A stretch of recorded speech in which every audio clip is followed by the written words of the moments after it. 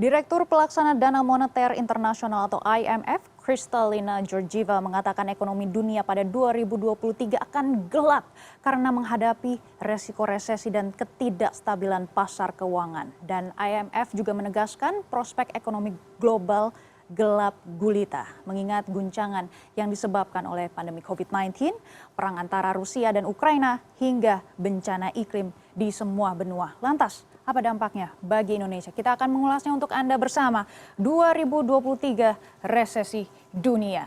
Dan mari kita lihat bersama, resesi ekonomi adalah momok bagi semua negara di dunia dan fenomena ini memengaruhi sektor pajak, investasi, bahkan kualitas hidup masyarakat. Dan perekonomian global belum sepenuhnya pulih dari dampak pandemi COVID-19. Seperti IMF, Bank Dunia, dan juga Presiden Joko Widodo juga mewanti-wanti adanya ancaman resesi. Dan Pak Jokowi juga menegaskan kembali mengenai resesi global tahun ini sulit dan tahun depan sekali lagi saya sampaikan akan gelap dan kita tidak tahu badai besarnya seperti apa, sekuat apa dan tidak bisa dikalkulasi. Nah, kalau misalnya kita melihat dalam situasi resesi, biasanya perusahaan akan melakukan efisiensi dan salah satunya melalui pengurangan beban gaji karyawan. Alhasil ini pengangguran meningkat akibat PHK.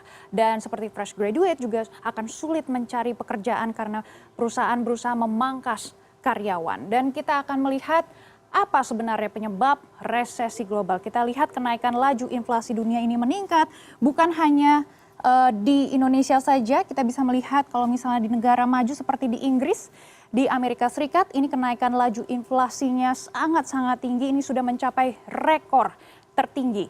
Dan untuk menekan laju inflasi sebenarnya banyak sekali bank sentral di semua negara akan menaikkan suku bunga acuannya untuk menekan laju inflasinya. Dan kita tidak boleh lupa apa sebenarnya perlambatan ekonomi.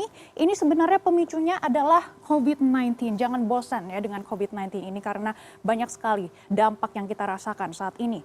Dan selain itu kenaikan harga pangan dan juga energi, dampak perang Rusia. Dan ini adalah salah satu alasan utama resesi ekonomi global 2023 adalah perang Ukraina dan Rusia. Pasalnya kedua negara ini merupakan produsen utama komoditas dan juga energi dunia. Akibat perang ini harga komoditas terutama pangan dan juga energi melonjak tajam dengan cepat. Dan harga komoditas akan memengaruhi harga bahan baku di tingkat industri. Dan saat harga bahan baku makin mahal, harga jual ke konsumen, ke kita, semua akan ikut naik. Mari kita lihat bersama beberapa harga komoditas dunia yang meroket. Ini kita mempunyai datanya seperti gas alam sudah naik 125,8%, batu bara naik 166%, minyak Brent naik 45,7%, minyak sawit mentah atau CPO ini juga sudah naik 20,9%, gandum, beras naik 55,6%, jagung naik 31,5% dan kedelai juga naik 28,1% dan biji-biji yang lainnya naik 15,5%.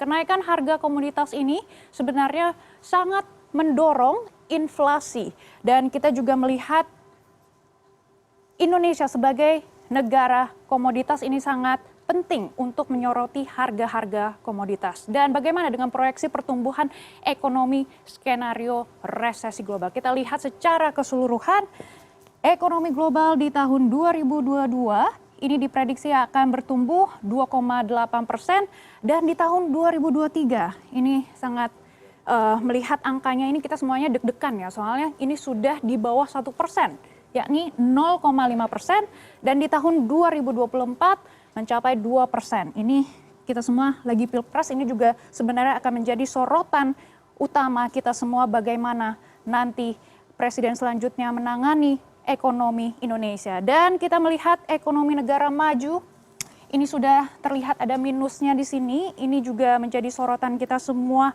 karena pertama kalinya ekonomi negara maju pertumbuhannya minus di 0,6%. Dan selain itu kita juga melihat ada ekonomi negara berkembang di sini dan Indonesia juga masuk ke kategori negara berkembang di tahun 2022 ini naik 3,5%, di tahun 2023 diprediksi akan naik 1,8% dan 2024 ini pertumbuhannya akan mencapai 3,4%. Dan Bank Dunia juga memprediksi seandainya resesi memang terjadi, dampaknya akan lebih dirasakan oleh negara maju ketimbang negara-negara berkembang seperti data yang kita lihat bersama ini. Dan selanjutnya tentunya kita harus lihat bagaimana Menteri Keuangan Republik Indonesia kita, Sri Mulyani, mengatakan atau mengeluarkan statement terkait dengan resesi global ini. Tantangan ekonomi bergeser dan juga semakin rumit.